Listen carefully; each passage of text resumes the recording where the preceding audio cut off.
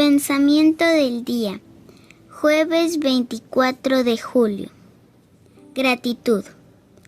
Solo gracias. Nosotros tenemos una canción que ha traducido en música un pensamiento mío. Dice así: cuando esté a tu puerta y tú me preguntes mi nombre, no te diré mi nombre. Te diré solo gracias por todo y por siempre. Este es mi nombre. Esta es nuestra disposición. No mostramos ni méritos ni pecados.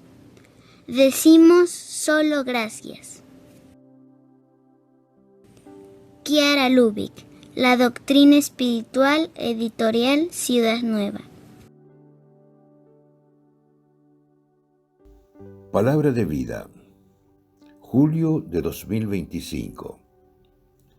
Pero un samaritano que iba de viaje llegó junto a él y al verlo tuvo compasión. Del Evangelio de Lucas, capítulo 10, versículo 33.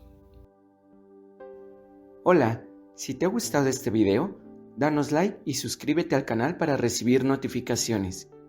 Recuerda que es libre y gratuito sin ningún compromiso.